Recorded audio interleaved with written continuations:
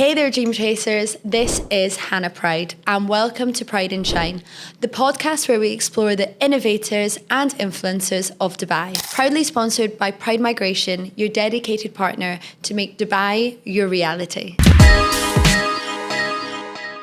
Welcome to the show, Ellie. So Ellie, for anyone that doesn't know, is the owner and founder of Tend, which everyone probably needs in their life. It's a full-on heartbreak consultancy. It's a new way of calling it. I like that. Yeah, it is a heartbreak consultancy. Every girl's been through heartbreak. Jesus, we all need one. I know. Do you know what, though? You said every girl. Majority of my clients, as we speak, as of now, are men. Really? Yeah. That's really interesting because, you know, we've had Rebecca on in the past and she now says they're having a lot more influx of people doing their skin. And now you're having a lot more people that are coming through and to have therapy for breakups and whatnot. I would personally think it would be girls. Yeah, absolutely. And to be honest, like, majority of the years that I've been doing it, it was women, a few men. Yeah. It's done a flip reversal this year, and I don't know why. But you know what? I think it's probably now more men are so self-conscious, and it's now a lot more, I wouldn't say it was never accepted, but I feel like it's a lot more pushed on you. Like, speak up, speak about your feelings. It's not uncool. It's not demasculine. Does that make sense? I feel like there's been a flip, even the way boys look. And I remember boys be like, oh, Botox, boys, facials. Now they bloody love it. So true, so true. They're all for it. So how did you get in? Let's start from the start. For the people that don't know, how did you end up starting this therapy? Was there a deep why that was like, I need this, or was it just off the cusp? Oh, absolutely, I needed that. Wow. So throughout my life, minus my first boyfriend, everyone that kind of come since was either very toxic or had hurt me in some way, or I'd got myself in situationships and I just let it go. Like, it was just like, they would do all of this stuff to me and I'd be like, oh, just be nice about it. I'll just be kind about it. I'll be an absolute people pleaser with no boundaries about it.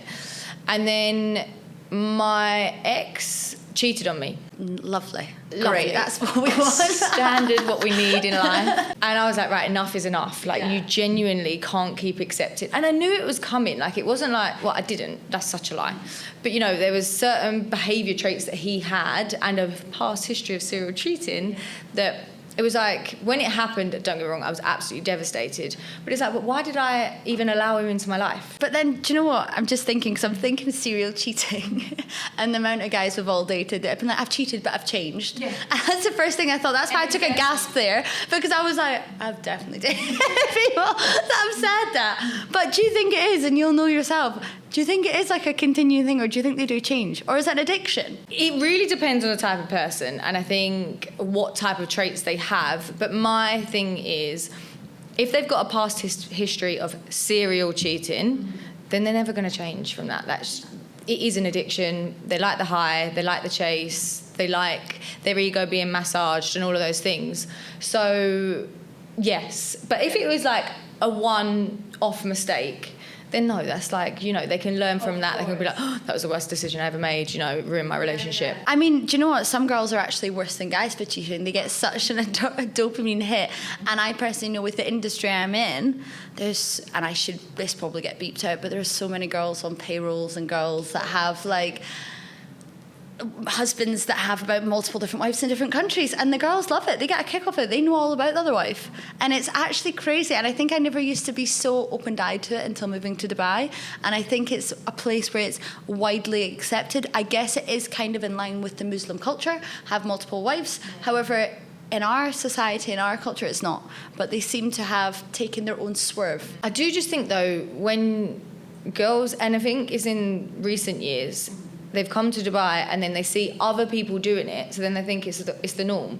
Yeah. We've come from a society where that's not the norm, and I don't think it should be accepted. And the fact that they're getting a kick out of it, really, I don't like that. But, you know, so it is, but that is a Dubai-specific problem, I think. I mean, I'd hope so, but it's definitely in New York and London as well. I think it's any place where there's powerful people. There's different types of power, but powerful people that usually have it. But I find it super interesting, and I was super excited to even have you on the show, because I was like, I want to dive into this, because I am honestly the most single person ever. Been single for 6 years, and I've probably got to switch my brain. And I'm like, if I don't like something I see in the first 3 weeks, I know I'm going to break up with you in 2 years for it. So why waste the time? And I don't know where, I feel like it is a fact and it is true, but I'm just like, well, why waste time? I could put that energy elsewhere. And I'm such an advocate for being single that I'm like, if you've already annoyed me in the first 3 weeks, even if it's like not making your bed in the morning or just not having enough, I'm just like, I'm done. Because I know it'll piss me off. I'm not going to try and change you. Just be the person I want you to be. Look, we have to grow people though, Han. 3 weeks, you're not giving it enough time there. You're not giving it enough time. But yeah, I know. I understand what you mean. But the problem is when you've been single for so long, you get so used to your own company and your own ways, your own routine, that when somebody comes into that and then pisses you off, it's like, oh, I'm better off single. No, genuinely, I'm such a runaway. So obviously you set up your business. Yeah. When did you set it up now? No, I set it up in 2020. Really? That shows how... I remember when we first met, you had just set it up. That just shows how fast it goes. I know. Oh my God, I was like, oh my goodness. Yeah, I started in 2020. So after he cheated on me, I went through my own little journey. And then at the same time, the company that I worked for had given me an external life coach, like from outside, because they wanted me to be in the next generational leadership program. And I was like, yeah, that's me, but I don't really want to work for you anymore. And she said to me, what would you love to do? I said, I'd love to do what you do. She was like, well, do it then. I was like, I can't. Who the hell is going to listen to me? Yeah. Like little old me. And then she told me what courses to go on and, you know, where to start. So I just did it and I loved it. Started it as a side thing, built it up, niched down into heartbreak and self-worth. Maybe when I niched down, that might be where you... Yeah, that's maybe why. Because I honestly didn't realise it was that long, but we know time flies. And do you know what? You've been so lucky that you got the opportunity to go into a passion project, because you probably would never have had the kick that you had. And there's something there that I really want to touch on is, I say to people all the time when people call and we have these consultations, I want to have a business, I want to move to Dubai. The first thing I always say is, don't leave your job. Yeah. And I think a lot of people rush to leave their job and it all crumbles down. So let's delve into what made you actually stick at your job for so long before taking the leap, and what did you learn from it? I had the security. And look, my job, I loved the team that I worked in. The company was amazing. The benefits that I got were incredible. The time, I literally had to work a 9 to 5. And so and that never happens in Dubai. So I know I'm so lucky. And so within that, it was like building it outside of my 9 to 5. And so it was like, well, at what point was I ready? I don't have a partner. I am alone. And I needed to get to the business where I had a set figure in what I needed to earn, X amount of months. And once I'd done that, I was like, right, ready now. Yeah. Let's go. And do you know what's really interesting is, I bet being able to put in those added hours outside of your own work showed how much you loved it. Because if you didn't love it that much, you wouldn't have had the kick to keep going and do those extended hours. There must have been like a real drive to be like, no, I'm really, really enjoying this. Oh, absolutely. Hannah, I was honestly, when I look back, I think, how the hell did I do it? But I would get up at 4:30, do 5, 6 a.m, go to the gym for 7, 8. Well, I'd get to the gym for about 20 past 7. Gym, rush to work, do my 9 to 5, sit in standstill traffic to rush back to get to my first client at 6, and did that 6 to 11, 5 days a week. That's crazy. I didn't even know it was that much. And do you know what? That just shows, though, like, people don't realise. People are now looking at you. They're like, oh, wow, you're building this amazing app, which we're going to touch on. You've got this full life of flexibility and you're being able to help people, but they didn't realise how much I didn't even realise how much hard work and how many hours you were actually working. Because there was no point, like, for me, again, it doesn't feel like, it's silly, it sounds silly, but it genuinely doesn't feel like work when I'm on my one-to-ones. Yeah. Like, it does not. And so I don't feel like when I'm sitting there talking to people that I'm working, the thing I find the hardest is creating content and being creative in that sense. So, and that needs time, effort, and consistency. So that part of me felt like work, but the rest of it didn't. That's the bit you thrive off of. Yeah. And do you know what? It's funny because I'm the exact same with you when it comes to this content stuff. Like, honestly, I'm like rolling my eyes. Like, it's the most.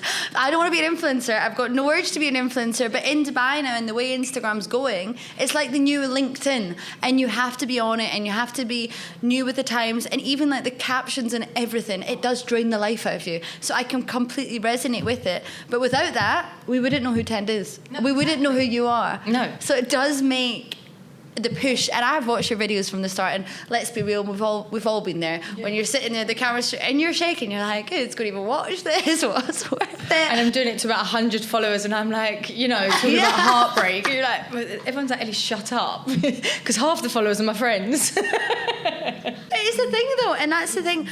It's good you've brought it up, because people, again, they think, right, I don't like marketing, so we'll just leave it out, and I know I'm good at my job, and word of mouth is the way forward. You would have never been able to leave your job if you didn't have these clients around the world. Oh, absolutely not. Like, genuinely, if I relied on word of mouth, I think in another 15 years I still would be doing the same thing, like my 25-hour days, You cannot. You have to. And people always say to me, oh, but you're lucky you've got a lot of followers. And I don't have a lot of followers, but, but like in a general sense, yes, I am lucky, but it took daily graft to get to that, and creativity that I don't even know where's come from. I mean, creativity, what are you being creative about when someone's just had their heart pulled out of their chest? Like, sorry, let me just speak about this.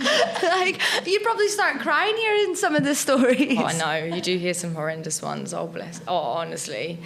The horror stories that go on in the world, We were just speaking about, and I need you guys to hear it, Dubai has the worst reputation for the dating scene out over here. And Ellie has just confirmed it is the exact same, whether you're in any country. These imbeciles come out of the woodworks. Male and female, by the way.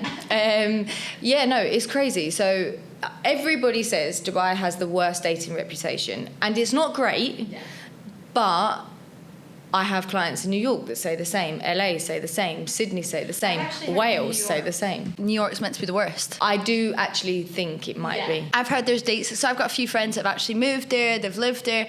They categorically tell me that the guys or the girls will go on a date in the morning, a date for lunch, a date for afternoon, dinner, and then someone to go out the night out with. And they'll... How have people got the time? They're just like, it's one in, one out, one in, one out. There is no... Like, it's stamina. There's nothing for the week. There's not one person dating as one person. It's like a web of dating. People are just out there getting their breakfast, lunch and dinner paid for. Fair play. Genuinely. That's what I said to them. I'm like, how do you even keep up?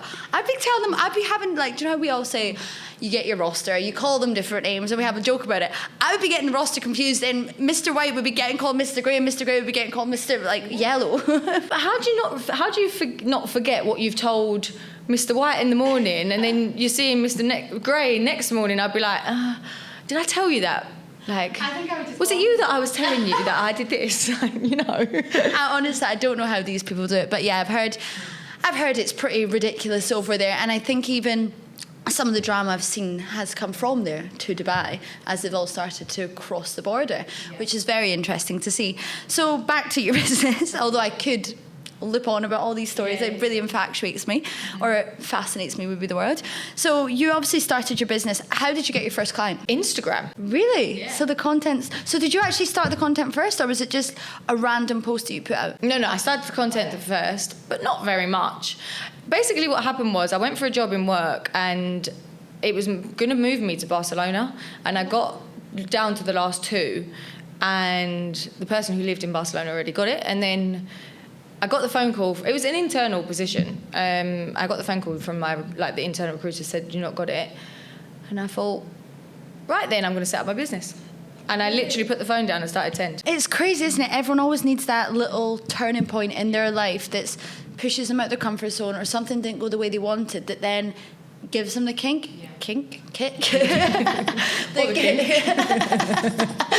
kick up the bum to do it, because just think, it's all the different pathways. You would have been in Barcelona, you'd have probably had such a extravagant move, and it'd been so overwhelming that you wouldn't even have thought. And a pay cut, by the way. Really? Yeah, because salaries there are terrible. So thank goodness you didn't. I know, thank goodness. Okay, so then you got your first client, and how do these consultations go? Because I'm sure there's probably people watching this or listening to this podcast that are maybe living in Dubai or thinking about moving to Dubai because of a breakup. Yes. And a lot of people come to Dubai because they've had a huge breakup, and it's one thing I actually hear. So what do these consultations do, or how do you bring them on board and help them? So the initial call is really just for me to get an idea of if I can truly help them, but if they can open up to me, because there is no point in wasting each other's time on, if you don't feel like you can be vulnerable with me, then I don't particularly want to work with you either, because it's a waste of both of our time. So that is really for them to get a feel of me. They just tell me what they've been through, the impact that it's having on them, how it's affecting their day-to-day. And then for me, if I think my program's the right fit for them, I will then sit there and tell them what I do and how I help them. Because there is a process. I have a whole set process. There's not... If they said to me, can I have a one-off session? It's a no. Because one-off sessions don't work. Okay, so it's like going to a trainer, I guess. Like if you're to get I don't know, therapy's a little bit different, but if you were to go to a gym trainer or something, you're like, in 8 weeks or 12 weeks I want to feel like this, you're basically reprogramming their mental state and their heart state. Yeah, and I think the difference between coaching and therapy is really all about understanding your deeper wounds. And yes, I touch on them in the first phase, but mine's all about, okay, how can we take you from as you're feeling right now and move you forward to be the best version of yourself in the future, and not accept the relationship that you've had before. Yeah. And so I'm so specific on only working with people that have been through heartbreak and have low self-esteem, or they're struggling in the dating world. Whereas if you were to go to a therapy, like, they're like a general doctor. Yeah. You know, they are working with someone with anxiety, career move, all those things. I am only working with people on that, and because I know it works. Yeah. And do you know what? That's such a... something to think about it for anyone. People often don't find their niche, and they often actually can't scale their business, or can't scale, or not scale, be the best that they want to be, because they're too busy trying to spread themselves too thin. And you are the only person I know that actually can coach people through heartbreak. I've never ever heard of it before, and I find it really interesting. But obviously to delve into that within your industry can be quite daunting, because you probably don't know many people that are, I'm going to focus on heartbreak and only heartbreak. And we've spoken about it before. I was like, is it not really heavy? Like, I'm like, do you not want to cry after? Like, what do you do? But obviously, like, being able to narrow it down, you're so right in comparing it to a doctor, is you are specifically for heartbreak. What do you usually see when they come through the door? Is it an 8-week program, 12-week program? Like, what is it? 12-week program, 3-phase process. And that's it. It's the only thing that I offer. Yeah, and over the phases, the first phase is all about healing, understanding yourself, managing the things like overthinking. You know what it's like when you're in that real pain, the emotions that are coming up. Babe, single 6 years, really don't. When you get there. When I get back, I'll call you. Can't really remember, that was my teenage years. Yeah, well, I know it all too well, and I've been single for many years now. No, not many years, but you know. Yes, so it's all about that. So really managing your emotions, your overthinking, and then we move into phase 2, which is rebuilding yourself. Because you lose yourself in a breakup, you lose yourself in a relationship. Your self-esteem is completely knocked. So it's all about getting you to feeling confident again. Yeah. And then the third phase is, how can we grow now? How can we gain for you to get to the person that you were before the breakup, but actually the better version of yourself? And I bet it is so useful for people, especially if they are moving to Dubai, let's say, running away from a relationship. You might be like their helping hand. Some people maybe call out and go to alcohol, and maybe go to completely out their comfort zones, but maybe not in the best way.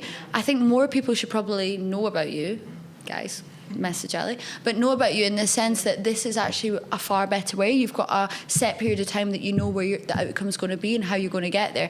And you even said that you're a bit of a helping hand. You can text her anytime, bloody take your hat off, because I'd be like, go away. But do you know what I mean? It is your business. But it must be so rewarding for yourself, and that's probably where your deeper whys came from, is seeing people out the other end. Oh, watching the transition, Hannah, is honestly the most fulfilling thing. Mm-hmm. When they get to about the 6-week mark and you can start seeing a smile on their face again, it just brings me so much joy. Yeah. And if I always say, like, I would genuinely do it for free, but obviously I can't because I need to actually earn a living. But it's not about the money for me. Yeah. It is watching the transformation. And you know, it must be hard for you when it comes to marketing. This is why we can have a laugh about it, because it's not like a transformation when someone looks phenomenally better and you can see them like, oh, you've got abs, or do you know what? It's the same as the other person that was on the podcast recently. He does physio. You can't see someone with a broken shoulder get fixed. You can show the movement, but it's not really interesting for Instagram, is it? It's not really photogenic. So how have you been able to strategize your marketing to be able to show the outcome of the other end? I think the messaging that I put out, but then also, and one thing that I struggle with. Like, I had a business coach, and she literally transformed my business this year, so fair play to her. But she used to say, you need to have someone, you know, face on, give a review, photo evidence. But nobody really wants to admit that they have been through a heartbreak, and to the point of they needed to reach out to a coach and then come through the other side and put that all over my Instagram, and for it to go for because it's super vulnerable. So vulnerable, and it's such a, you know, nobody, even if you've been through it, you don't like to really tell everyone that you've done that.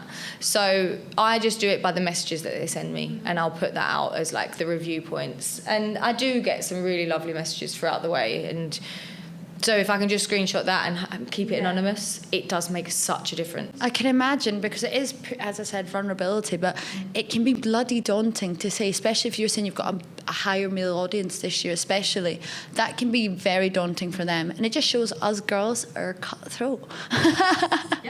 We're really cutthroat. And how have you found, obviously you've went through a good transition in the sense working, although it was hell, those hours I can only imagine, but that transition phase of doing all the work, how has it been? Well, how was it running through the other end, being able to be like, right, this is this is a new me, this is Ellie, this is Tend. How has that been, or how was that? Honestly, the most freeing feeling. I didn't realise how much I was rushing around. It was just so my routine that it was what it was. But now it's like, yes, I still have to get up at my 4:30. I do have to do that, but I then don't have to necessarily rush from that chair to the gym. I can give it half an hour. I can, you know, do my thing. I have a lot more time in the daytime. I'm not ever sat in traffic. That's a lovely feeling. Tell me about it, because the traffic's awful. What is going on? Everyone. I think everyone on this podcast has mentioned it, because everyone is sick of it. I've lived in Dubai for 8 years, and this is the worst it's ever been. I know. I went to Abu Dhabi yesterday, and this is completely off topic. I was last in Abu Dhabi 3 years ago. It was dead. It was so quiet. And I could... Busy. It took me an hour and 45 minutes to get there. I said to my lawyer over there, I was like, what the hell has happened? And he went, Hannah, it's the same everywhere. And I've heard, and this is completely off topic, but I've heard a lot of people now that are living in Dubai are moving to Abu Dhabi because it's traffic, but obviously the traffic's now pushing towards Abu Dhabi. But I honestly could not believe it. I never really go to Abu Dhabi. We go for like the F1, so you forget about it. But actually driving during the day and going to meetings, I was like, I remember this being like a ghost town. No, it's busy. It reminded me of Dubai 3 years ago. It's that kind of busy, which is crazy, but it just shows in every aspect for your business and everything. It shows how many people are moving here. Oh no, it's crazy. Like, everyone's moving to Dubai. But like, Habibi, don't come. Like, honestly, I mean it. Like, it's great for opportunities and stuff, but at the same time, you're really, like, I'm an old school part of the furniture person. It was lovely before. Bring back COVID. I swear to God, it was heaven. I know, you could run around everywhere. You can actually get a restaurant booking now. You can't, like... Do you know what we were saying actually at the weekend? So we went to obviously the new J1, not obviously, but it's a new J1. Getting back to the marina, it took an hour. To then get back to the Palm, we were going to the Palm. It's back another hour. I spent 2 hours in a taxi on Saturday night. I actually missed an appointment on Friday because I was at lunch at J1, 10 minutes up the road, an hour and 15 minutes. It closed. I was like, I'm so sorry, I've been stuck in traffic for an hour. Then it took an hour to get back to Dubai Hills. I was like, right, I'm so glad my office is across the road. No more meetings outside. Yeah. Like, I'll do it at a really random time, can't be back to back. The traffic is wild. No, it's honestly horrendous. No, it's wild. Horrendous. But yeah, back to that feeling. Back to that feeling. Yeah. But yeah, so obviously you've had your business now, set it up, you've had the freeing point. What would you say to anyone else that's in the position that is wanting to take that leap or start up a new side hustle? What was the biggest learnings you learned? Be consistent. Someone told me when I set up mine, whatever you do, just be consistent. And so I post every day. Whether it resonates, whether it doesn't, you know, it doesn't have to be perfect. Yeah. When you first start, it's the most embarrassing, cringy thing you're ever going to do, sitting in front of that camera. Like, now I don't even care. It's just one of those things. And if I get stick for it when I'm out, I get stick for it. At the end of the day, this is what makes my bread and butter. Yeah. So be consistent, 100%, and do not... You're going to get put down by you're not going to get the influx of business that you kind of expected. And so you're still doing your work in, and it still feels very heavy and stressful. Just keep fighting through. because when the time is right, that's when it will all unfold for you. And it's crazy, isn't it? I read a quote yesterday that was actually like, it's when the road feels like it's about to end is when it actually flourishes, whether that be in a year's time or a month's time. You never know when that door will open. And as an entrepreneur, especially, you're someone that a lot of people can probably resonate with. Opening a business as a single person is bloody daunting. You don't have someone to fall back on. You don't have someone to share your problems with. It's all on you. And imposter syndrome, I can only imagine, was even worse because you were like, if I can't pay the bills and no one's paying the bills, I can't fall back on someone. Yeah. And it can be terrifying. But obviously, you kept at it. You kept consistent. You done everything. And they're just the small T's and C's. Yeah. It's just to show don't give up. How did you find moving to Dubai? Like, what actually brought you here 8 years ago? Because you've actually been here quite a while. When you think most people have only been here maybe 4 years now. I know. I was a little old 22-year-old me. What brought me here? So I was working. I just finished uni. I was doing my placement year in London, and I hated the commute. Like, honestly. I live in Essex, so Essex, well, you probably all know that from my accent, but you know, Essex to Covent Garden, it was just a joke. And so I thought, I'm not doing this forever. Yeah. I've always wanted to work in the sun, and I saw this graduate scheme, and I can't name names, for a financial advisory group over here. No, but for that, it wasn't over here, it was just to go on their grad scheme.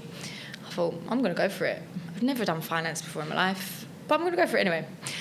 So anyway, I went for it, and we went to this big, it was like auditions in this hotel in London, and there was hundreds of people there, and I'm thinking, I've got no chance. And it was to like sell a pen. I've never sold a thing in my life, and I was like, oh, great. Like, it was the most out of my comfort zone thing in the world. But I was there, so I thought, I've got to do it. When I got the phone call to say that I'd got into the cohort to get to, so you had to go to, everyone's going to know when I say this, you had to go to Malta for 6 weeks to do the training. So I was like, when I got the phone call, I'm thinking, they've got the wrong person there. There was hundreds of people there. Anyway, went along with it, did the training, loved it. And when you were in the training, you got to sit with the CEO if you were good at it. So I got to sit with him, and he was just like, I think you'd be good for Dubai. And I was like, well, if you think so, I'll go for it. He was like, it's a cutthroat office, a dog-eat-dog one, but I think you'd be good there. I'm thinking, me? Anyways, I'd never stepped foot in Dubai, ever. Didn't know a single person here, and thought, let's go for it. If I don't like it, I'll go home. Oh, exactly. And just shows, as an entrepreneur, you've obviously always loved being out your own comfort zone. Yes. And it's something you thrive in, because there's not many people that would do that, especially if you knew no one here, because most people would know someone here. So that's really interesting. No one, like literally not a person. But no, it was all fun. Like, I hated it. I hated the job. It was the worst job I've ever done in my life.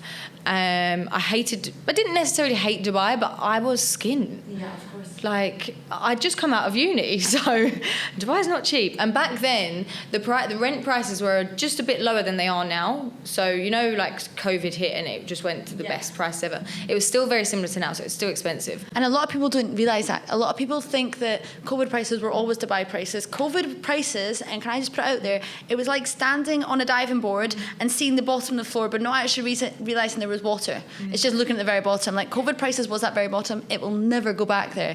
And so when people tell me that, I laugh. I'm like, that was a global pandemic. The whole world shut down. The whole world shut down. But you probably came over at a great time, because I came over just after uni.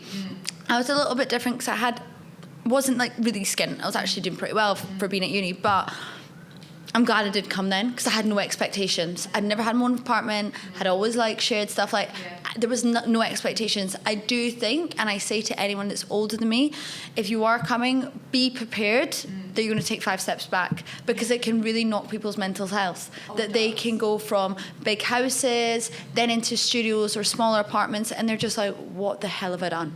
Yeah. And every level, and their business is maybe not where it was and whatnot. And it does really shake people to the core. And I'm like, it's just a Dubai thing, and you will get propelled to the next level, but you have to take that kick in the balls. Yeah. It's not easy. And everyone sees this place as like Peter Pan land, it's a fairy tale, it's all glam. It's not. And you have to fight through to find even friendships. Like true, genuine friendships, you can feel so lonely in this place. It's crazy. I think it took me 2 years to find like my core friend It group. took me 18 months. Yeah. And that was to find one friend that I loved. And I was like, oh my God, I found my person. And we were just like skipping around the marina, just us two. No, genuinely, because it does take a while, and that's another thing people don't realise, because especially when you come over here, you're just trying to fit in, and you don't actually break people down, and you'll probably be amazing at this, especially with the industry you're in, you can break people down, but some people just fit in, and they don't actually think, like, do I have something in common with them? Can I? And I always say to people that move to Dubai, and this is such, like, people will love this or hate this, I'm like, you have to have your cheesecake friends. You have to have your cheesecake and half everyone up and, like, party friends, my actual close friends, my gym friends, because not everyone's going to have the same. It's not like going to school and spending 18 years with someone. You just become the same person. You morph into one. You come to a new country. Everyone's got different things, but not everyone has to like the same things as you. But even if they like single things, you can go spend time with them instead of making yourself so lonely that you have no one because you don't want to split. You want someone to do everything with you. You have to be a little bit more independent. You do. You have to have your independence, but to find that genuine, authentic connection takes time. And you have to just, you know, filter through. And once you do and you find that, and then like it's a domino effect and it's nice. But, you know, I'm one that always my whole life, if you're in my life, you mean the world to me. Yeah. If you're not, I can't be asked. I haven't got time, I haven't got energy, and I prefer authentic connections. But not everyone's like that. Everyone can have like their going out friends, they're friends. Yeah. But, you know, it's not easy moving here. Everyone thinks it's great, and everyone thinks, oh, it's all expats and this and that. Yeah, it is, but it's still hard. It's really hard. I'm laughing because I just know how hard it is, and I know the amount of people that I've helped move over here and they've already left. Exactly. They've gone. Yes. And like I've got a really good relationship with all my clients, and we do laugh, and that's why now when people come through to me, I am so cutthroat. I'm like, you need X, Y, Z, and be prepared for the emotional thing of X, Y, Z. Yeah. Because a lot of people aren't prepared for it, and I'm just like, it doesn't matter if you move back home, you can come back at any time, but it can be a lot to take on at one go. 18 months in, I had my one-way flight booked back after my rent, because obviously we had to pay a year up front. So after my rent had run out, I was like, right, I'm going home. Like, I've had enough now. I've done my time. Dubai was great. See you. Yeah. And then within that time frame, I got another job, and I thought, just give it another year, you know, and then from that job, I stayed in that job for a long time. So it's crazy, isn't it? Because I was excited. I had a flight booked home, and then ended up going to that, and I was like, why am I here? I lasted a week and got back on. I actually went travelling for a bit, and then I was all the way back because I'm just going to move back. Because I think it is one of these things you are just put in such, like, it's a sink or swim moment, and then when you go back home, you're like, I don't actually want to be here. So why don't I just swim a little bit harder and just keep up and just kind of take yourself away from those scenarios? And obviously when you've set up your business, you were 4 years. So 4 years into that job, did you start your business a year into it or 2 years into it? What? Your Tend full. Oh, what, into my job when I was working? How long did I set up Tend?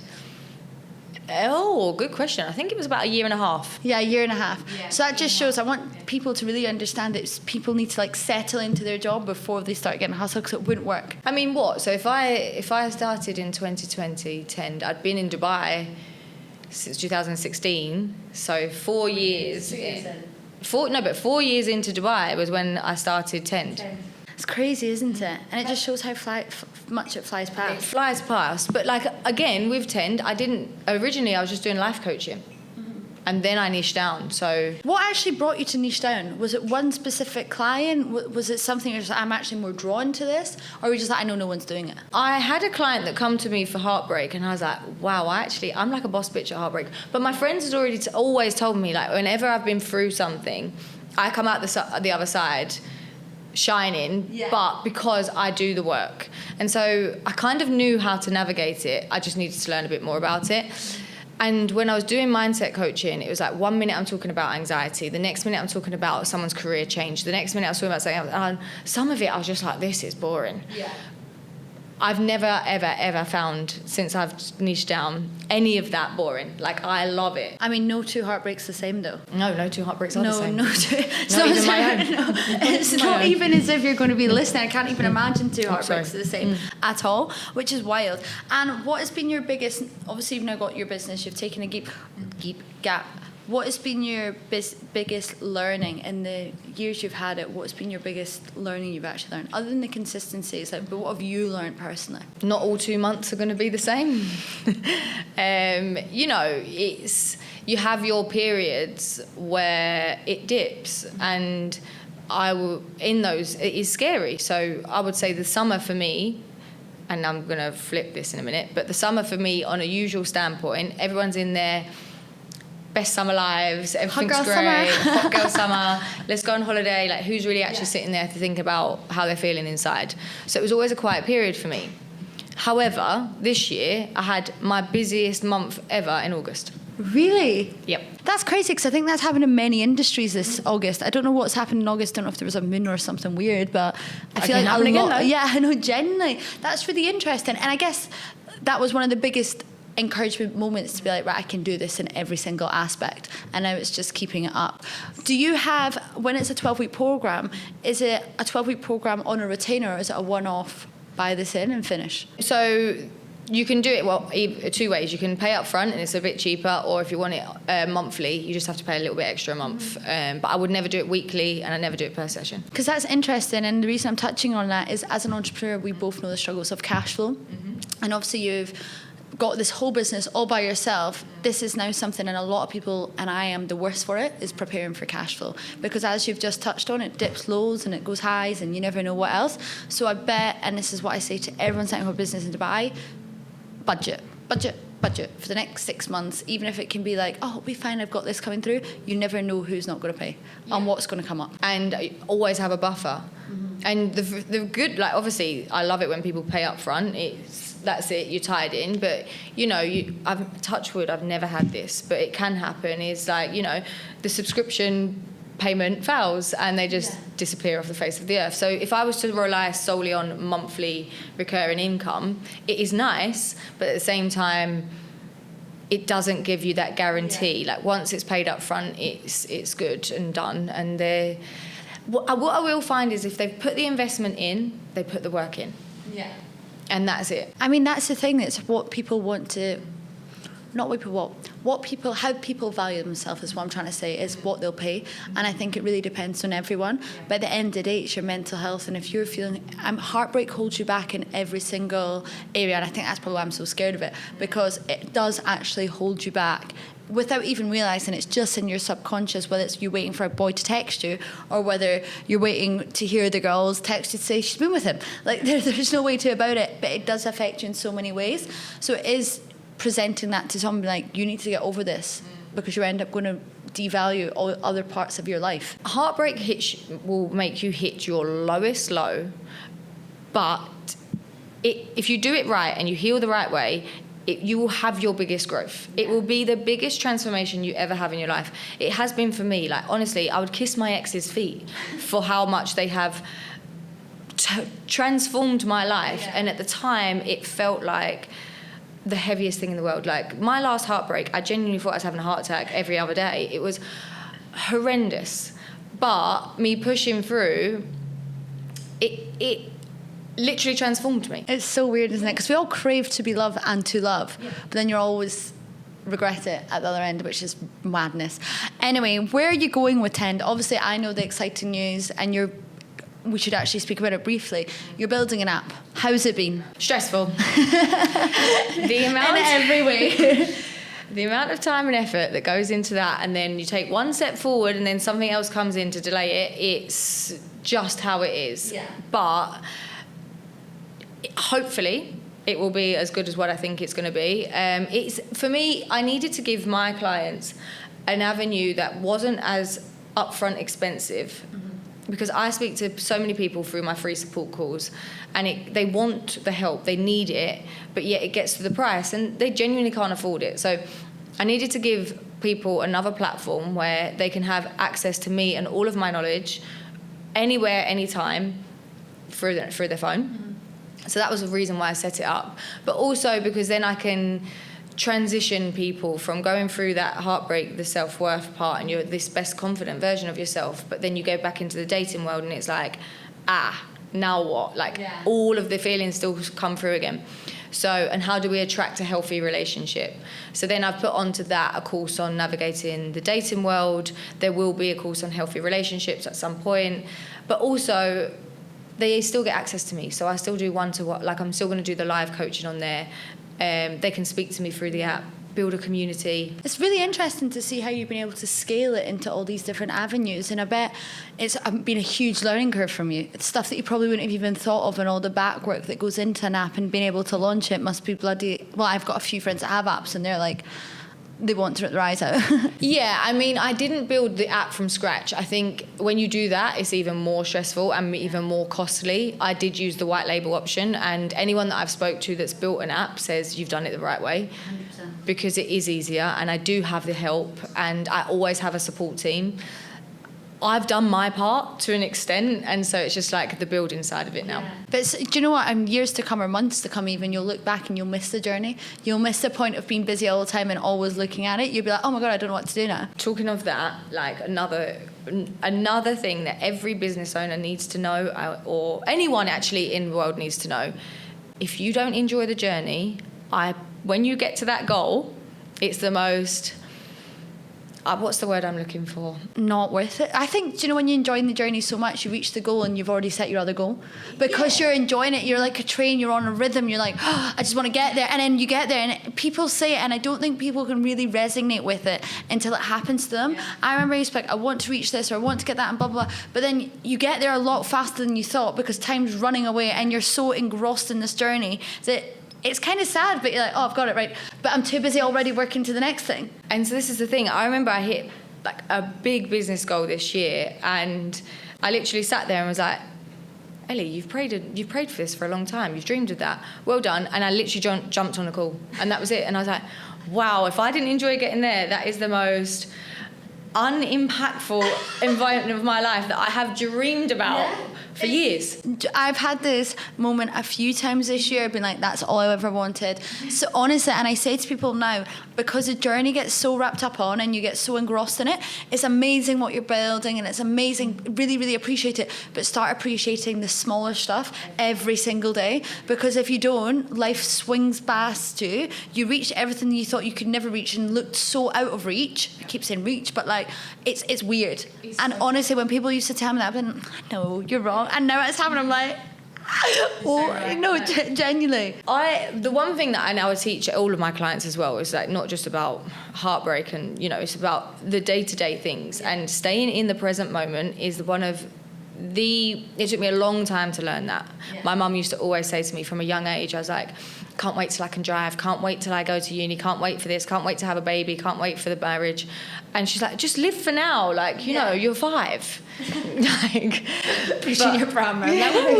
Can't wait for this to be a real baby in here. Like, no, literally, that. So, and it took me, I think my life coach taught me that. Live in the present moment, feel grateful every day, and I genuinely am. Like, I think it's the biggest learning curve, and I'm going to finish the podcast on this. If you're moving to Dubai, if you're in any other country, please say 3 things you're grateful for every single day. Bloody write them down. Write down your hardest point, because it's the most fun when you're like, oh, remember that heartache, and it kind of all blends into one, and then you're like, I'm going to look on that date, and you look back and you're like, oh, I've came on so far, and it can be so minor, and at that time I don't want to write it, don't want to remember it, but when you get past it and you reflect on it, you're like, that journey was actually quite fun. I'd like to do it again. So fun. Like, so fun.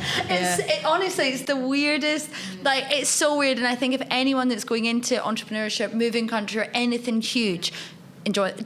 Be present enough that you know you're in the journey, and not think that you're like living your worst nightmare, because it is just like you have to hit rock bottom to get to the next level. Your goals can feel so out of reach though, like especially when you're just starting out. Ellie, you're building an app. Like, I remember I was walking around the bloody box years ago, and you're like, I don't know what I'm doing, I just want a client. I hope it pays off, huh? That's do you know what I mean though? Like, you're building an app now. Imagine us saying that 2-3 years ago. I didn't even say that last year. That was something that just got kind of offered to me, and I was like, that sounds like a great idea, it's just the way that things work out, and how much of a high you can feel just by the day-to-day is what makes life. Like, life is for living, and it's way too goes by in the blink of an eye. Like, the 8 years that I've been here feels genuinely like about 3. Honestly, preach it, but it actually terrifies me.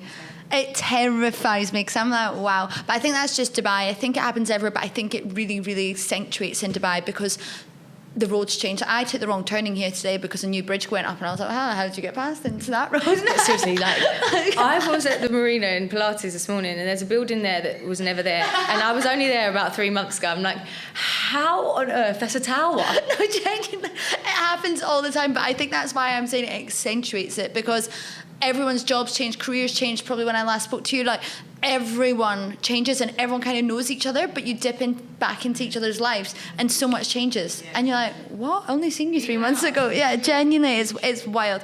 But thank you so much for coming on. It was great to see where you're going with, and I cannot wait to see this app launched. Anyone moving to Dubai with a heartbreak, get in touch to Ellie. Do both.